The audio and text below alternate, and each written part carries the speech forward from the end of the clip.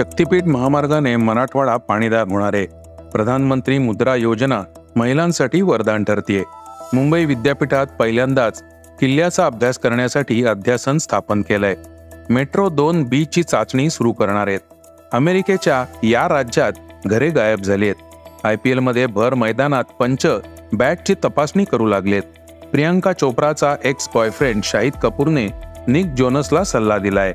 या बातम्या आपण आजच्या पॉडकास्टमध्ये ऐकणार आहोत. नमस्कार, मी अनिरुद्ध कदरे.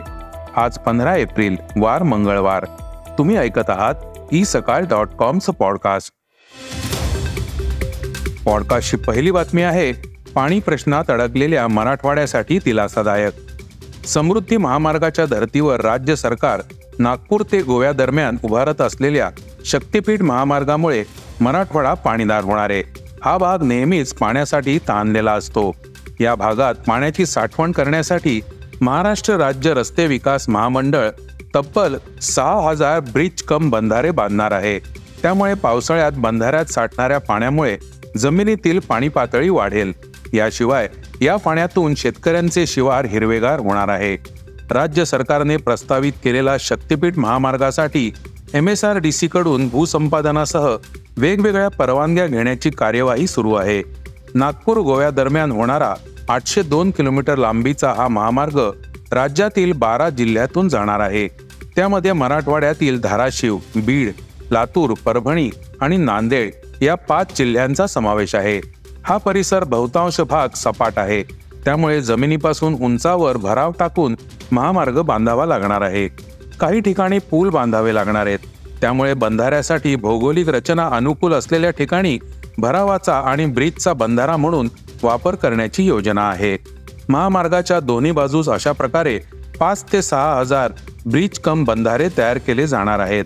मराठवाड्यात तलाव क्षेत्र कमी असल्याने पावसाचे पाणी वाहून जाते. मात्र शक्तीपीठ महामार्गालगत ब्रिज कम बंधारे तयार केल्यानंतर पावसाचे पाणी अडवले जाणार आहे. परिणामी जमिनीतील पाण्याची पातळी वाढू शकणार आहे. तसंच पाणी अडवल्याने जमिनीची धूपही थांबणार आहे. पॉडकास्टची दुसरी बातमी आहे, प्रधानमंत्री मुद्रा योजनेची. केंद्र सरकारकडून देशाच्या हितासाठी अनेक योजना चालवल्या जात आहेत. त्यापैकी एक योजना म्हणजे प्रधानमंत्री मुद्रा योजना. या योजनेला नुकतीच 10 वर्षे पूर्ण झाली आहेत. सरकारद्वारे चालवल्या जाणाऱ्या या योजनेचा फायदा फक्त पुरुषांनाच झाला नाही, उलट या योजनेने महिलांना सक्षम बनवण्यात मोठी भूमिका बजावली आहे. महिला सतत त्याचा लाभ घेत आहेत. या योजनेच्या लाभार्थ्यांपैकी 68% महिला आहेत. प्रधानमंत्री मुद्रा कर्ज अंतर्गत देशातील नागरिकांना त्यांच्या लहान, बिगर कॉर्पोरेट, बिगर कृषी, लघु सूक्ष्म व्यवसायांसाठी 10 लाख रुपयांपर्यंतचं कर्ज दिलं जातं. देशातील महिलांनी या योजनेत उत्साहाने सहभाग घेतलाय. या योजनेद्वारे सरकारने महिलांना आर्थिकदृष्ट्या सक्षम करण्यासाठी कोणत्याही मालमत्तेशिवाय कर्ज दिलंय. महिलांकडे कोणतीही मालमत्ता नसली तरीही त्यांना 10 लाख रुपयांपर्यंत कर्ज मिळतं, जेणेकरून ते शिलाई units, beauty parlour, food stalls आणि किरकोळ दुकाने यासारखे सूक्ष्म उद्योग सुरू करू शकतील. मुद्रा योजनेअंतर्गत 52 कोटी लोकांना व्यवसाय सुरू करण्यासाठी 33 लाख कोटी रुपयांपेक्षा जास्त किमतीचे असुरक्षित कर्ज देण्यात आलंय. गेल्या 10 वर्षात सरकारने 52 कोटी लोकांना 33 लाख कोटी रुपयांपेक्षा जास्त असुरक्षित कर्ज दिलं.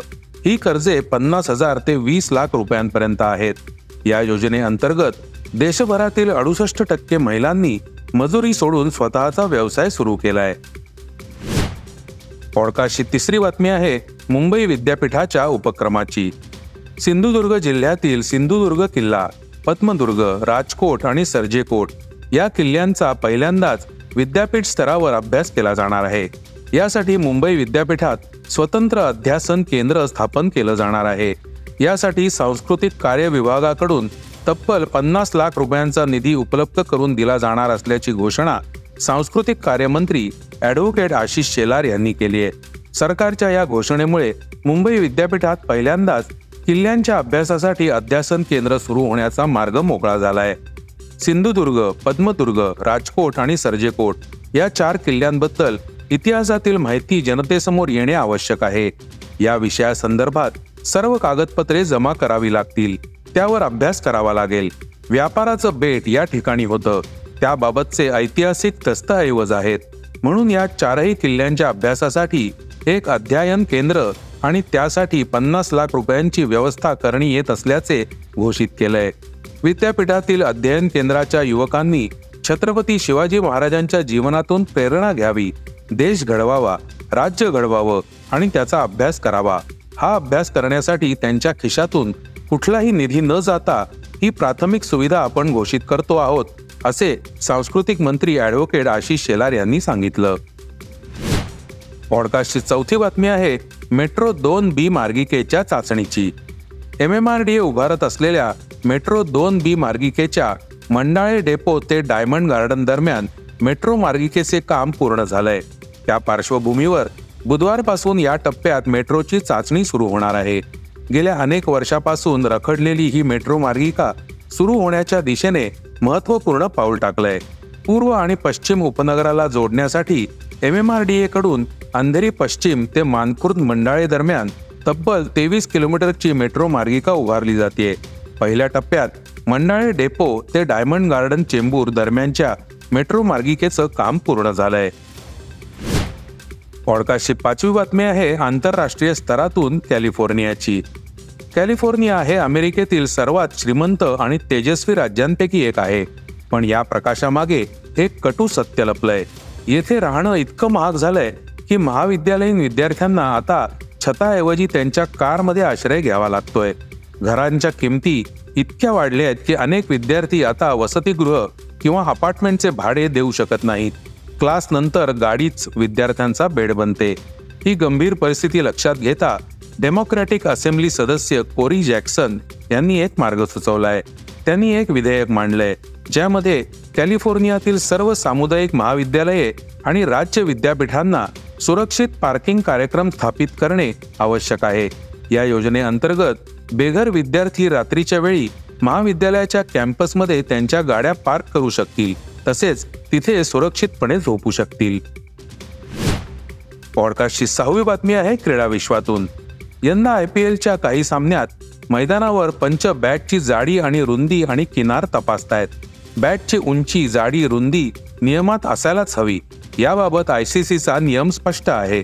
IPL मध्ये गेल्या वर्षापर्यंत हा नियम कायमच होता, परंतु बॅटची तपासणी ड्रेसिंग रूममध्ये होत होती. मात्र आता पंचांना भर मैदानात कोणाच्याही बॅटची तपासणी करण्याचे अधिकार देण्यात आलेत. पॉडकास्टची शेवटची बातमी आहे शाहिदने निकला दिलेल्या सल्ल्याची.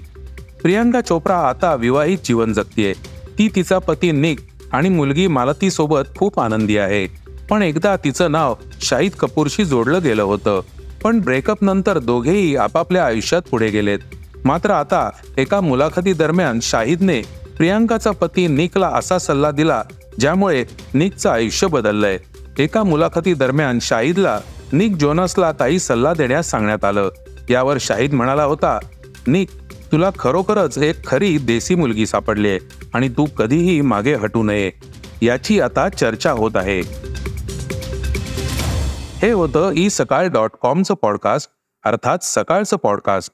उद्या पुन्हा भेटूयात. हे पॉडकास्ट तुम्हाला कसं वाटलं जरूर कळवा. त्याला रेटिंग द्या आणि इतरांना रेकमेंड करा. धन्यवाद. Script and research by Vrushal Karmarkar.